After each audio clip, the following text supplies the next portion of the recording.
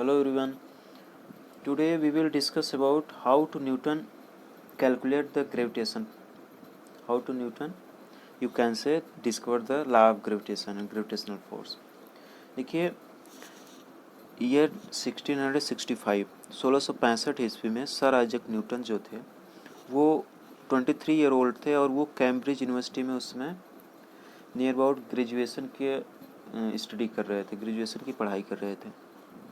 तो वहाँ पे प्लेग महामारी फैलने से अनिश्चित समय के लिए कैम्ब्रिज विश्वविद्यालय को बंद कर दिया गया। ठीक, तो वो अपने घर चले आए। उनका घर लंकाशायर में था। कैम्ब्रिज विश्वविद्यालय यूनाइटेड किंगडम ब्रिटेन में पड़ता है, इंग्लैंड में। ठीक, तो वहाँ से वो बड़े उदास हुए क्योंकि बड़े प्रतिभाशाली स्टूडेंट थे, काफ़ी जिज्ञासु थे, क्यूरियोसिटी भरा हुआ था उनके अंदर। तो वो अपने घर चले आए और लंकाशायर में उनका घर था।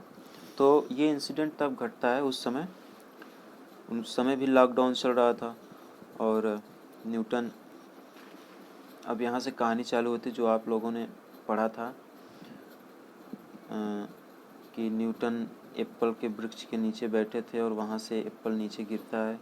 तो ये सब कहानी तो आप लोगों ने पढ़ा है। एप्पल गिरा और उन्होंने ग्रेविटेशन को रिसर्च किया। But today I want to say to all of you that how to calculate the gravitation force and inverse square law. तो आई थिंक आप लोग ध्यान समझेंगे। तो इस तरह से उन्होंने ग्रेविटेशन को रिसर्च किया था, वो हम बताने जा रहे हैं। देखिए, वो बैठे थे एप्पल के नीचे और एप्पल वहाँ से गिरा। तो क्योंकि वो खाली बैठे थे तो सोचना ही था, स्टडी बंद थी और फ्री ऑफ माइंड थे। तो उन्होंने सोचा कि ये एप्पल ऊपर से नीचे ही क्यों गिर रहा है, ऊपर भी तो जा सकता था। Most important point. और हम सब होते तो ये सोचते एप्पल गिरा तो पहले खा ही लेते हैं। तो क्या हुआ कि जब वो एप्पल ऊपर से नीचे गिरा तो वो सोचे कि एप्पल ऊपर से नीचे क्यों गिरा। फिर उनके दिमाग में ये आया कि जो मून है वो तो अर्थ से बहुत दूर है, ठीक ना। तो क्या जितने फोर्स से अर्थ एप्पल को नीचे खींच रहा है ग्रेविटेशनल फोर्स से, क्या उतने ही फोर्स से वो मून को भी खींचेगा। इम्पोर्टेंट पॉइंट, ठीक ना। तो उन्होंने कैलकुलेशन किया। यहाँ हमने माना है a g equal acceleration due to gravity of the earth and a M equal centripetal acceleration of the moon. अब देखिए, मून जो है वो पृथ्वी के अराउंड मोशन करता है, तो पृथ्वी के अराउंड मोशन करने से सेंट्रीपिटल फोर्स प्रोड्यूस होता है। ठीक, और जब मून पृथ्वी के अर्थ के अराउंड मोशन करता है तो अर्थ और मून के बीच में सेंट्रीपिटल फोर्स प्रोड्यूस होता है। सेंट्रीपिटल फोर्स के कारण सेंट्रीपिटल एक्सेलरेशन प्रोड्यूस होता है। ठीक, तो उन्होंने पहले क्या किया, जो अर्थ पे एक्सेलरेशन ड्यू टू ग्रेविटी होता है वो 9.8 मीटर पर सेकंड स्क्वायर होता है। तो उन्होंने दोनों का रेशियो निकाला, अर्थ के एक्सेलरेशन ड्यू टू ग्रेविटी और centripetal force, centripetal acceleration of the moon.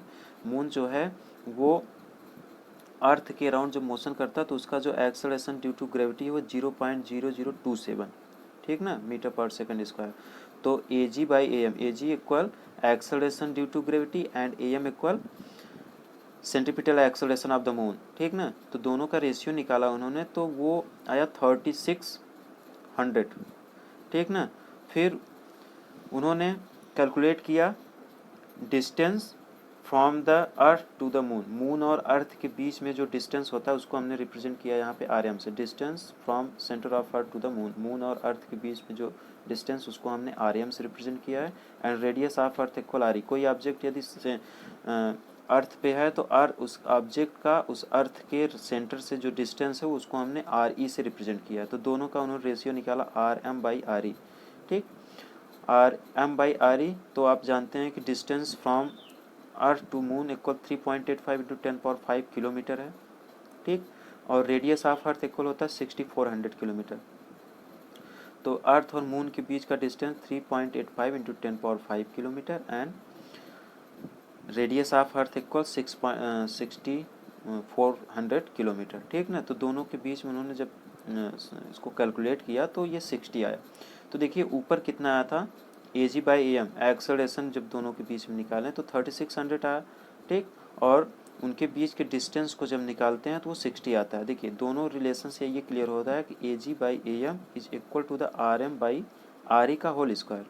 मतलब जो एक्सेलरेशन है वो डिस्टेंस बढ़ने से उसके स्क्वायर के बराबर हो जाता है, ठीक ना। तो कैलकुलेशन के आधार पर उन्होंने ये कैलकुलेशन किया, ये निष्कर्ष निकाला, ये कंक्लूजन किया कि a directly proportional 1/r², means a inversely proportional r square, ठीक ना। तो इसका मतलब ये हुआ कि कोई ऑब्जेक्ट अर्थ से जितना दूर रहेगा उतना एक्सेलरेशन फोर्स ऑफ अट्रैक्शन कम लगेगा, और वो अर्थ के जितना नज़दीक रहेगा उतना फोर्स ऑफ अट्रैक्शन ज़्यादा लगेगा, ठीक ना। इसी को इनवर्स स्क्वायर लॉ कहा जाता है। तो कैलकुलेशन के आधार पर उन्होंने कैलकुलेट किया, प्रूफ किया कि ए इनवर्सली प्रोपोर्शनल आर स्क्वायर, ठीक ना। फिर उसके बाद यदि ये फोर्स जो है वो अर्थ के द्वारा लगाया जा रहा है तो earth acceleration due to gravity produce, तो यहाँ a directly inversely proportional r square means earth जो एक्सेलरेशन ड्यू टू ग्रेविटी लगाएगा मीन्स अर्थ के द्वारा फोर्स जो लगाया जाता है वो F directly proportional m upon r square, ठीक। तो इसको हमने यहाँ लिख दिया है F directly proportional m upon r square, ठीक। और यहाँ पे यदि मास ऑफ अर्थ इक्वल यम लेते हैं तो F directly proportional m by r square. So यहाँ when we remove proportionality sign then we take constant, here constant is g, then f equal g m upon r square। तो इस तरह से Newton ने इस ग्रेविटेशनल फोर्स को prove किया, और ये उन्होंने चालू किया था, स्टार्ट किया था, मीन्स 23 ईयर ओल्ड थे उस समय, 1665 ईस्वी में, ठीक ना।